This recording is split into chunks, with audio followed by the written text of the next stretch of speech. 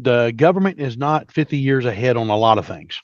One of the things that the government is starting to get better at, they've realized maybe 2 decades ago, they can't be the leader in every technology. There's just too much money in corporate America, and corporate America is willing to take risks that the government will not allow its program managers to do. But there are some sectors of the government, space, for example, or maybe high-end electronics, where the technology has not been proven out. Maybe the government will take that sliver of the task and really put money into it to where like the next chip is made, right? The next quantum chip. And then that's released to industry for industry to just go wild with it. Kind of like the internet, right? Silicon Valley, that was government funded. We built the internet and then they turned it loose and let companies like Cisco and Microsoft and all these other guys just take it to the next level. One of the things that we have a lot of challenge with today, doesn't matter which department of the government you're in, how do we find that mom and pop or that young 20-year-old that's got that idea that needs some money, or it's something that the government's looking for? We call a lot of guys in my business tech scouts. We're trying to find that next thing that could really launch, like Oculus. I mean, that guy, 22 years old, sold for $2 billion.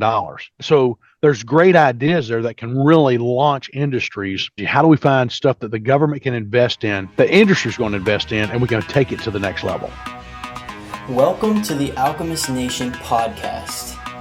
We are a community of business and real estate professionals who are on a shared mission to help every individual achieve financial freedom through right action, the right knowledge, and the right accountability. Join me, Andrew McMurray, and my co-host Mitch Jaworski as we find and interview those who have mastered wealth and who have a desire to share their wisdom with you. Enjoy. Welcome, everyone, to another episode of the Alchemist Nation podcast. I am your host, Mitch Jaworski. I'm here with my co-host, Andrew McMurray. And once again, we have an awesome guest for you because that's what we do. Andrew, how you doing, buddy? And tell us about our guest today. What's up, Mitch? I am doing absolutely outstanding, and I'm very excited for this conversation. So today we have Dr. Brian Kent. He's a leader in both international and domestic operations. So Dr. Kent's journey spans over 3 decades, during which he's held diverse leadership roles in both government agencies and in private enterprise.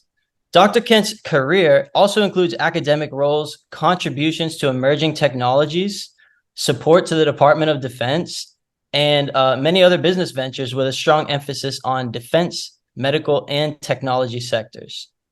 With his experience, Dr. Kent brings a unique blend of military, entrepreneurial, and technological perspectives to the forefront and to Alchemist Nation, which I'm very excited about. So I'm really here for this conversation. Dr. Kent, thank you so much for being here. It's a pleasure to have you on. Well, thank you. I'm glad to be here today. Of course, I chose a place outside, so every now and then I might have to mute. Just some people have loud mufflers, but no, thanks for the introduction, and I'm looking forward to the time together today. And of course, I didn't realize I had given you that much information about me, but I'm definitely enjoy it. I think I've met Galter about 4 or 5 months ago, and it's just been a blessing for me to just see people that are giving back to each other and helping each other be successful. And my whole career, that's been kind of the goal, is to help people be successful. So definitely look forward to the conversation today. Awesome. Andrew gave us a whole resume, and I'm just like, I heard government, I heard the word intelligence, and I'm like, if Brian was like in NSA or CIA, I'm out. Like, pull the ripcord. Well, we won't talk about that then. Oh my God. Best behavior. That's awesome. I'm going to, personally get to meet you at the summit this year for the first time, which is going to be awesome. I'm glad we're getting an opportunity to interact now and I get to learn more about you. I'm curious so much, so obviously you work with entrepreneurs now. I'm always curious about the transition. Because, we've interviewed a lot of people, some that were, military background, some that were, even teaching background, whatever it was. And there's always this transition and, whether it's maybe just the end of the line for a career or maybe just, looking for that new uptick in passion. So I always like to ask, what was that turning point, so to speak, from what you were doing to now, what you're doing now? Well, I guess I've had two transitions. One, I left a farm as a young teenager to join the Army. Okay. I did 20 years in the Army, and so when it was my time to kind of retire from that life, I did, and I left and had started in real estate about 2 years before that, and working with my brother, we built a small real estate company. This was during the good days, right, from like 2003 to 2008. We probably did about 20 to 30 flips over those short time, and then actually got into some of the commercial real estate at the same time. And then as we migrated, or as I retired from the service, I actually started the consulting company, which Andrew was talking about, where I actually worked with small and mid-sized companies and actually grew my company. Sold it in 2016, or at least part of it. And I went, and that was my first opportunity to actually work with the Fortune 100 companies, where I actually ran a division with global capability. Actually spanned my division, did about 16 of the 24 time zones. So I didn't really know sometimes as I was traveling where I was actually, which time I was on. Mm. So it's very interesting when you have a life like that. About 2 years ago, decided to step away from, I'll call it big corporate America, publicly traded companies. Went back into my role now as a consultant, back to small and mid-sized companies, still growing one of my companies now in the defense industry. But that was the transition for me, has been gradual in each one of the endeavors I've undertaken. And then some of the conversation with some of the Alchemist Nation is I'm working to put together a couple of financial opportunities for entrepreneurs to where they don't really have to use the bank. We can use our own internal funds with the team. So it should be very interesting. Definitely at the conference, we're going to talk about that. And that's kind of where I want to learn a little bit more from the team on who might be interested in an uptick like that. And then the big thing at the conference for me is really the relationships, learning how to work with some of the folks that are there. And then obviously talking to people that are like-minded to figure out how we can work together to, rising the tide for all the boats to float the same? Oh, yeah. So the real estate company you built, what's a little more detail on that? What exact type of, real estate business, real estate investing were you doing with that? Yeah, so we were doing basically new starts, or basically helping people build homes. Okay. At that point, you could jump in, at the dirt, and 6 or 8 months later sell out to somebody. We actually put a construction team together, and we actually bought repossessed homes, or old homes, would fix them up, renovate them, put them back on the market. And then we did I'll call them flex spaces, where basically it had office space. You renovated the office space, you did the warehouse space, and then you could rent that to companies that needed, because a lot of times, let's say a plumber, he doesn't need a lot of office space or a lot of warehouse space. He needs a little bit of an office, and he needs some yard space. And so we found that was a really nice niche, because there's a lot of small companies that need that kind of capability.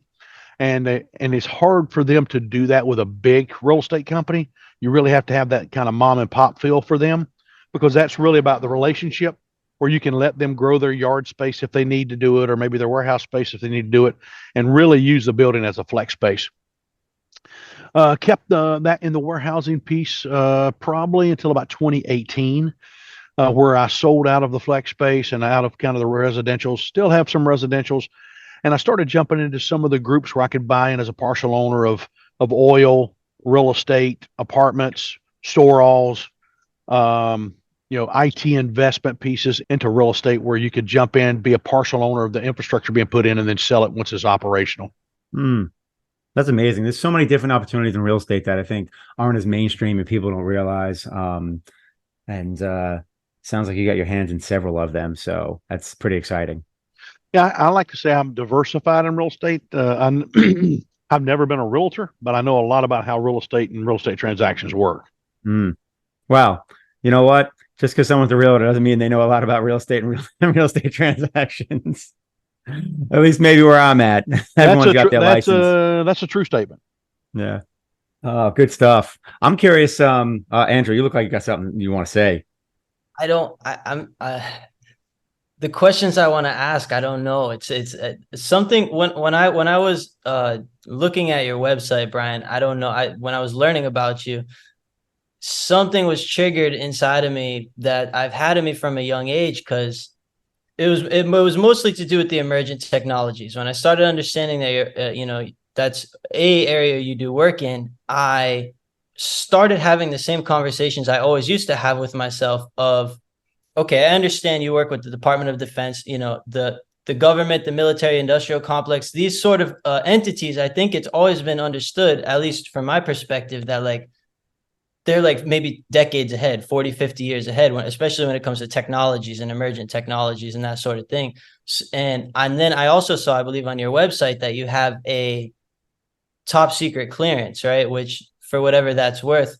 But I've always been interested because in my mind, in my perspective, the emergent technologies, whatever, like this cutting edge 40, 50 years into the future is like the cutting edge of consciousness, right? Like we have a collective consciousness, and like a certain portion of us are like way on like the future of like but really it's like the present. It's where are we at right now? Like what is like the next thing?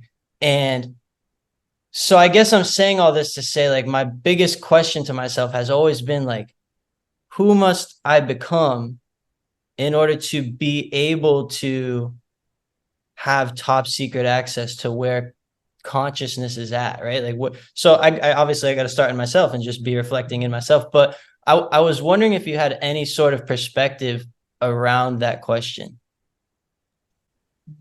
So there's a couple things.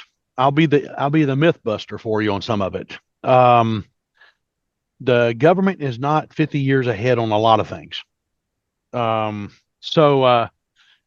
course, my PhD is in tech transfer and technology acceptance. So that is an area that I do have a passion for.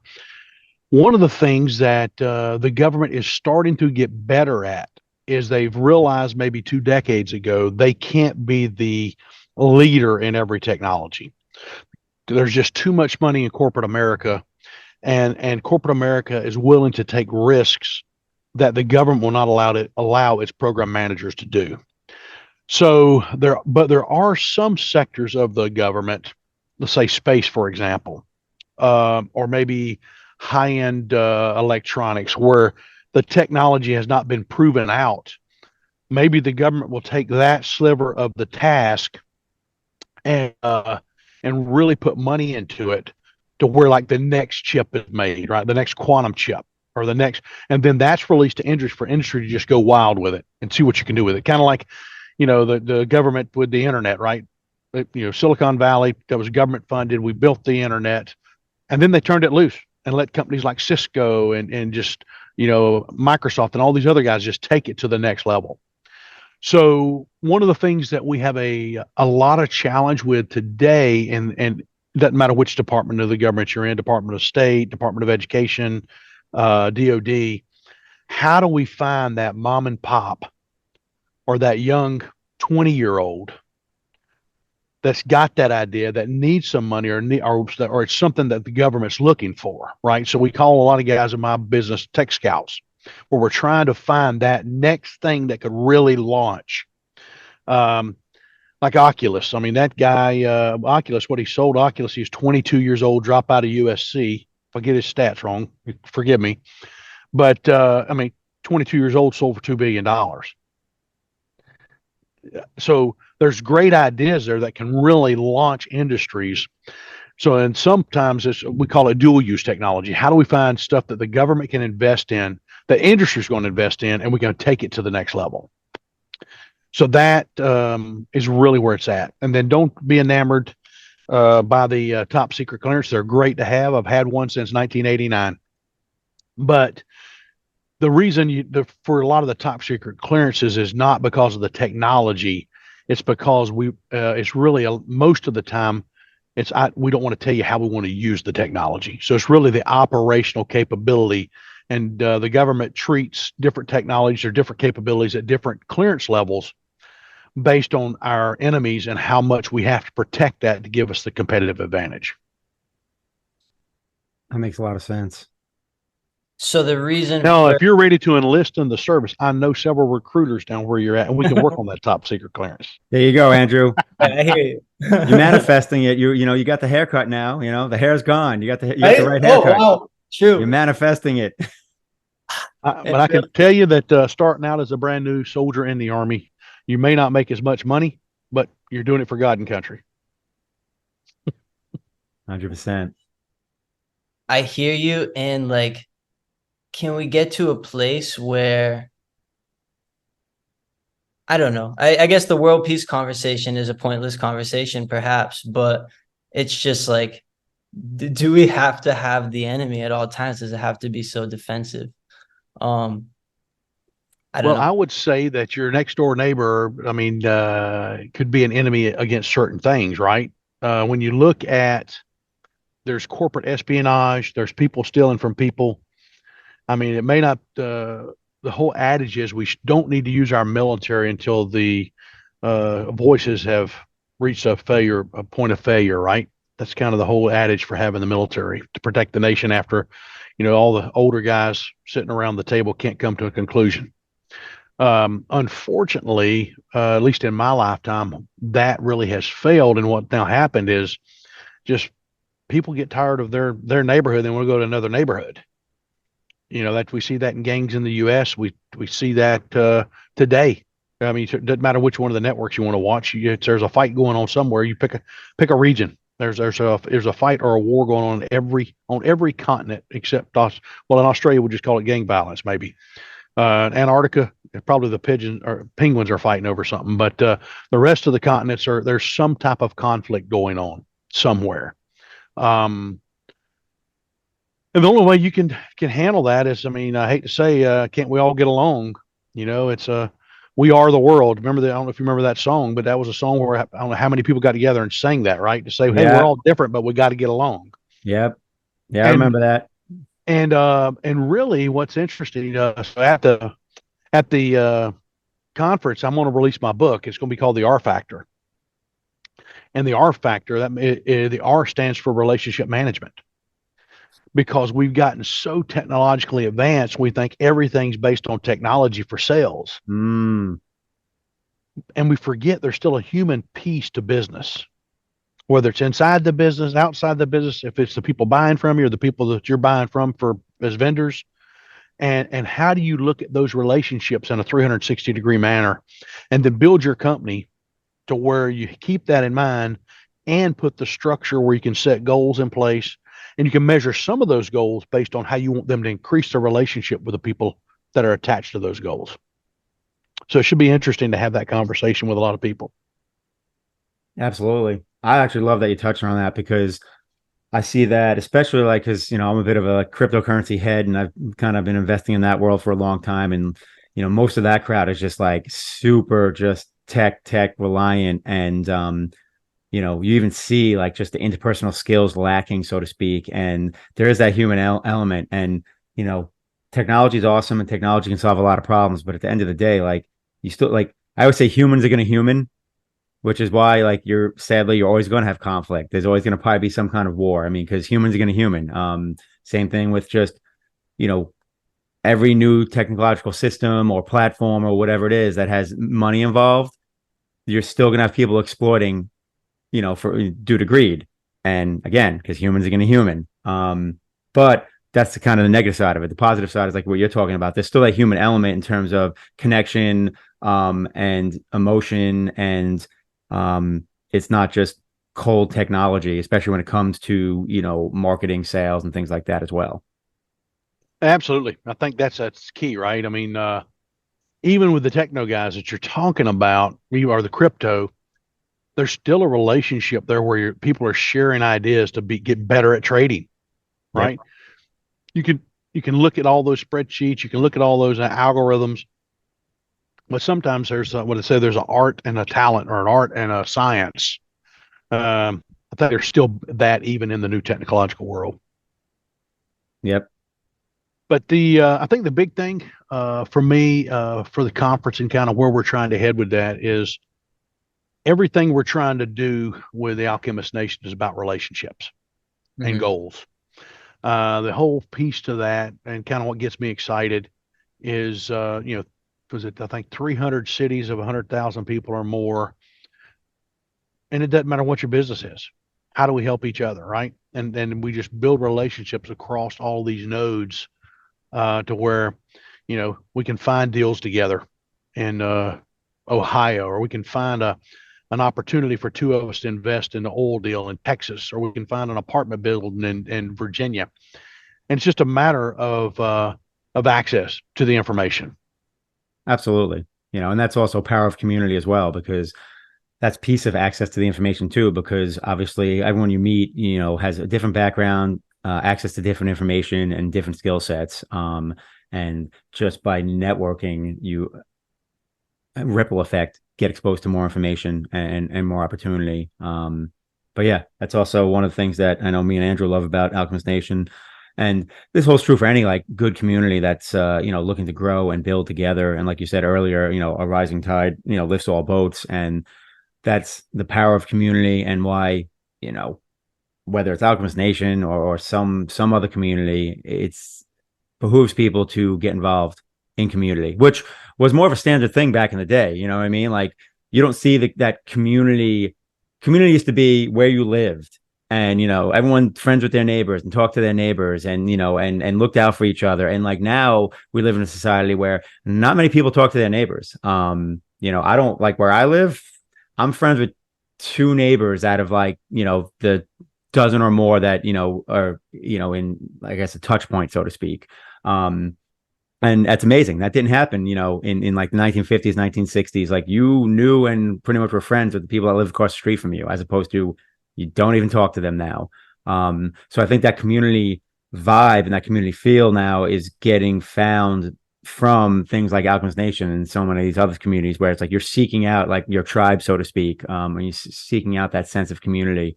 So yeah, it's pretty interesting in terms of, like, I guess, the human side of it. And maybe part of that is because there's so much tech, and because we're more connected now than we've ever been, and we're also more isolated now than we've ever been.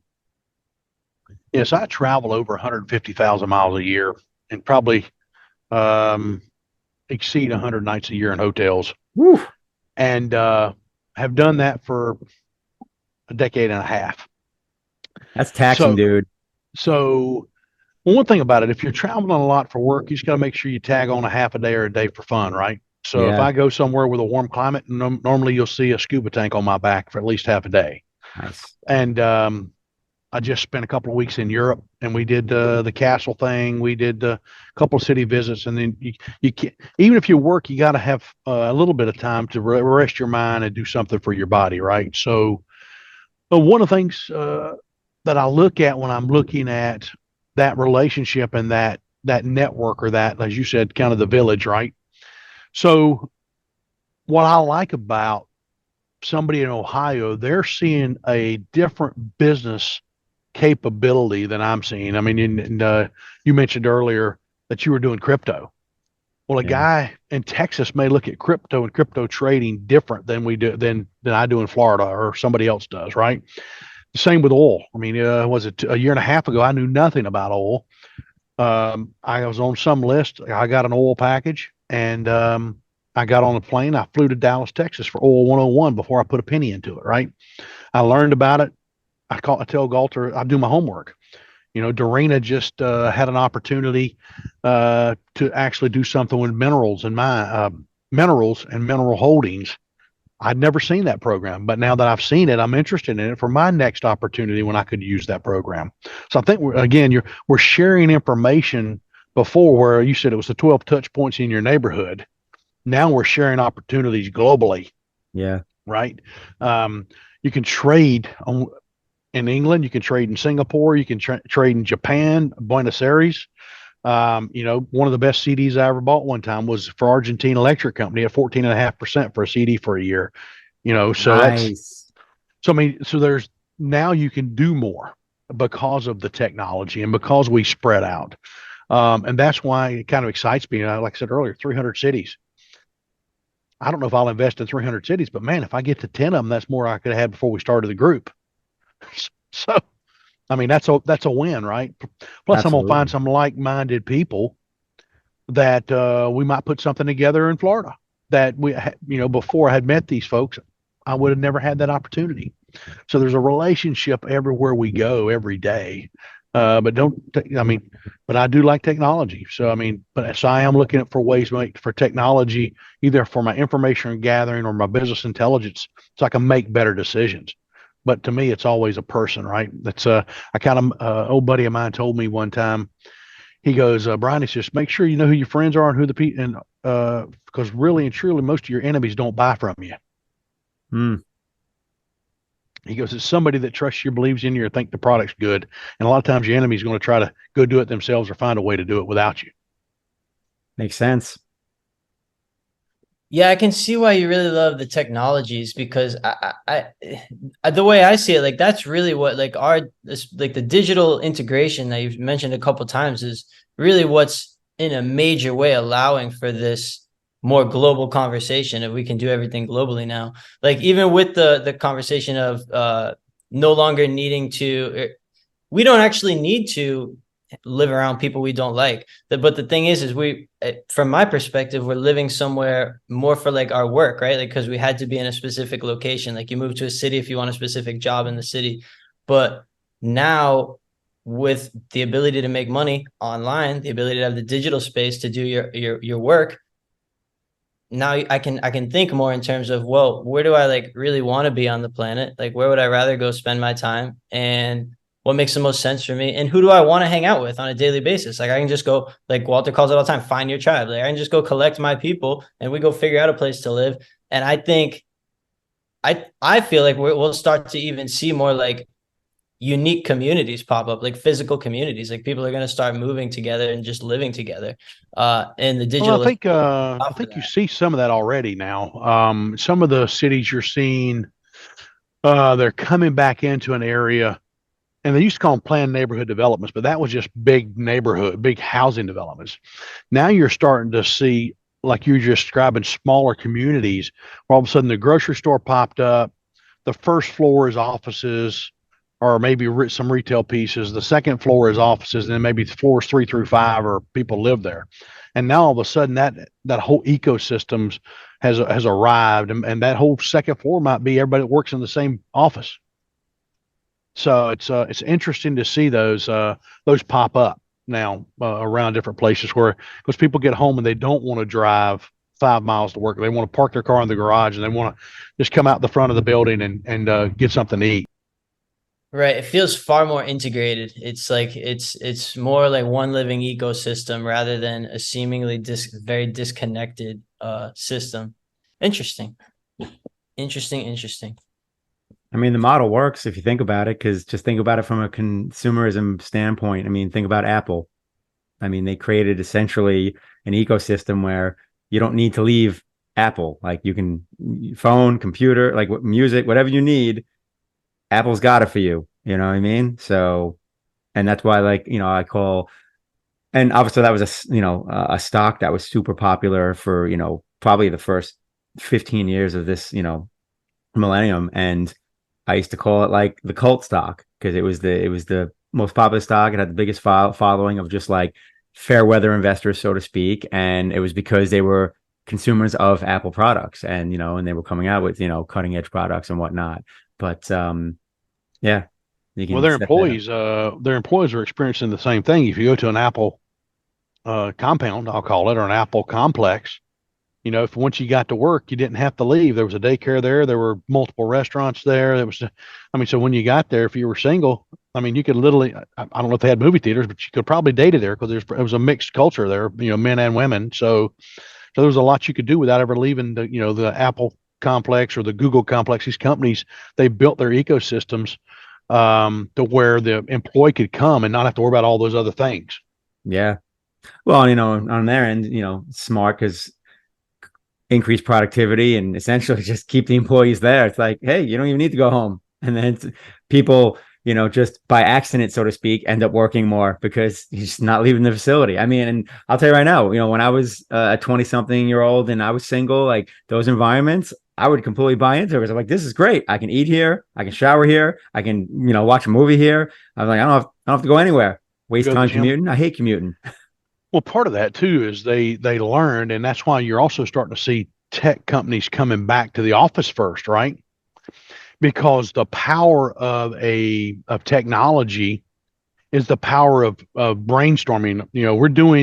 We're on this thing here with three of us, but when you can put five smart engineers in a room with a couple of whiteboards and a couple of laptops, and they can make a lot of things happen. Which, the virtual environment's good, but there's something about the look, touch, and feel of breaking bread together. It's even a lot of sales. How many sales are made over a happy hour, a dinner, or a lunch, or a coffee, or a round of golf? Pick something, right? Yep. Yeah, 100%. Yeah, there's just, there's not a specific word or label I can really come up with for it, but that definitely holds true. Like just a difference of, like you said,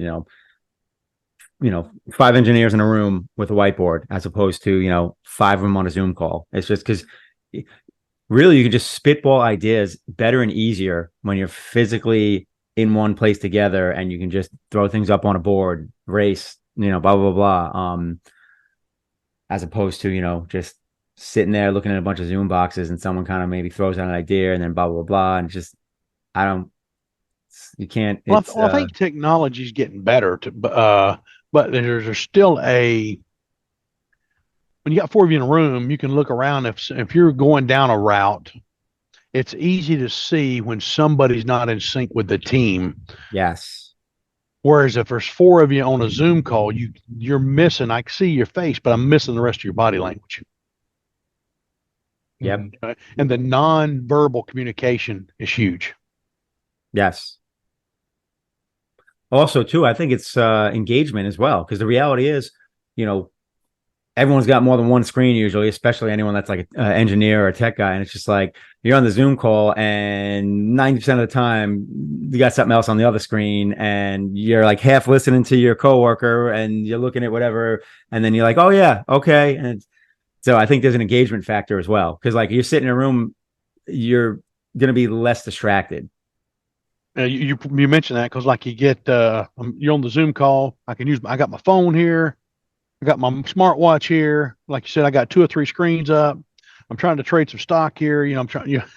And no one can really see that. Like you can't recognize it. Like if I'm sitting in a room with you, Brian, and it's like you're pitching an idea, and I'm just sitting there looking at my phone. You're looking at me like WTF? Like you can pay attention, as opposed to if I'm sitting here and it's just like I'm glancing at my other screen, but it's like, all right, well, is that just the way he has his camera set up, or is he like not paying attention, or what's going on? Like you don't know. Like, and if people really don't want you to know, they can set their camera up a certain way where it's like, that side angle, and it's like you have no idea what they're actually paying attention to or looking at. So, and obviously that's engagement per person, so to speak. I mean, some people, lock in and are present, and then there's some of us are just ADD and are, struggle to stay engaged, especially if they have opportunity to, like, as Doug McGurk always says, ooh, a squirrel, and just get distracted. So yeah, that's interesting.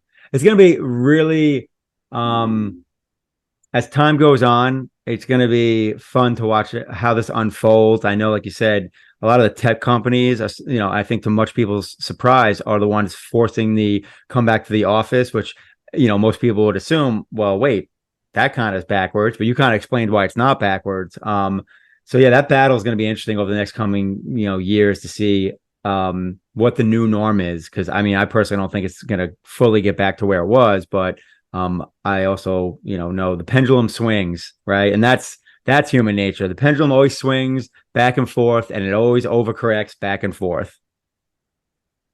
I think you'll see that. But there's some jobs. If you're doing accounting, you really going to the office sometimes could be a disruption, right? Because people are coming in and you're trying to do numbers, you're trying to do a spreadsheet, and that's a distraction. Unless you're one of the accountants where you need the project team to make sure your numbers are right, or to give you the data right, or you can ask them the questions real time, right? And you can run the numbers. So it definitely, I think, will be interesting to see where that pendulum ends, right? But I think we'll figure that. I think we'll figure that out. And the bigger concern I have on that, another reason why I really push relationship management is I see so many people today that can't communicate. We have been and now it's X. We've been in the text, the Twitter, the, email mode now for 2 decades. And I just read an article recently that basically the average, most 30-year-old ladies are looking to date men in their 40s because they can't communicate with men their age because they don't want to go to dinner and text each other across the table from each other. But both sexes are having some communication challenges based on the technology because a 30-year-old has had nothing but text and gaming and all that for 2 decades. And so there's studies actually looking at these soft skills, so to speak, which is even soft skills at work and soft skills in relationships. And you can't do it with 179 characters sometimes. Sometimes you got to have an actual conversation. Indeed. That's interesting you brought that up too, because I actually seen stats about that and how, there is that dynamic of, these women like looking for men a decade plus older than them because of those reasons. Like, quite interesting. And I'm glad you kind of brought us back to the whole relationship piece, because obviously, you're speaking at the 2023 summit, and I know that's a big piece of the presentation. Obviously, you're going to launch the book. So is there any, I don't know, maybe a little teaser you want to give in regards to your presentation at the summit this year? Well, I'm going to talk a little bit about organization. Make sure you have your organization right. Making sure you have the right people in the right seat, right? Right butt, right seat's what I call it. A little bit about your business development, and do you have the right people in your business development market? Then we're going to talk about the operations a little bit, but the thing that really Galter wants me to hammer home is goal setting, because it doesn't matter what kind of business you have. We have to set goals and metrics that we can stick to. And as a leader, have the relationship with your subordinates and your boss to where if the goal is the wrong goal, we can talk about it and get the right goal, right? Because sometimes I tell people we collect metrics because we just collect metrics because we want to, it's like the more stuff we put up on the chart, the better. But really and truly, if we're gathering data that's not data for what we need, let's quit gathering that data and let's gather the data we need to make the right decisions. So I know I'm closing out the conference with actually a goal setting exercise. But I like for managers, leaders, owners, CEOs, pick whatever, set a goal, make it clear. And then if I have to give you a bonus, that's great. And if I have to fire you, that's great, because all of us knew what the goals were and all of us knew what the metrics were.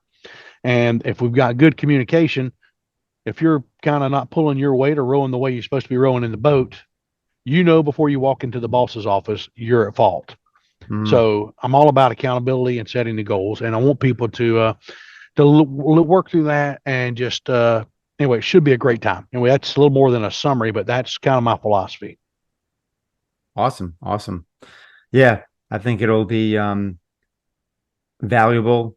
And it's funny too, because a lot of times people hear goal setting and they're like, oh, not another goal setting thing. But at the same time,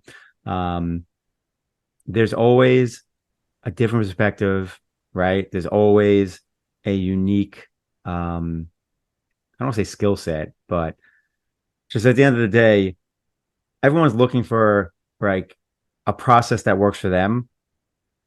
And I don't want to quote like a rapper and whatnot, but like there's a quote from a rapper. He once said, he's like, there's like to the extent of there's nothing new under the sun. It's all been done. It's not the way you do it. It's how it's done. And I really believe in that because, goal setting has been talked about for 50, 60 years. Right. But there's 1,000 different ways, I think, to go about that process. And for me, at least, I found that it's not so much about the information, it's about the process. I think it's the process, but I also think it's the communication, how you set the goal. Because you can have stockbrokers, and every stockbroker's got a different opinion. It's kind of like I mentioned earlier about the crypto, right? A guy in Texas maybe look at crypto different than a guy in New Jersey and a guy in Florida. So as you're setting those goals as a team to be successful, let's talk about what we're measuring and what success looks like so we can all row the same direction. I like they said rowing in the same direction, because that's the quickest way not to get to a goal. When you have team members pulling opposite ways, That's exactly right. So anyway, I'm looking forward to it, guys, and it should be a good couple of days.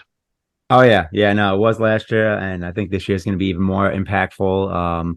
I'm always excited for it. I mean, heck, I love just sitting in the audience listening to the other speakers. Sometimes I forget that I have to speak too. Oh, But exactly. Yeah, yeah. yeah, so I get so much out of it. It's it's just exciting. Cool. So how do people find Brian Kent, get in touch with Brian Kent?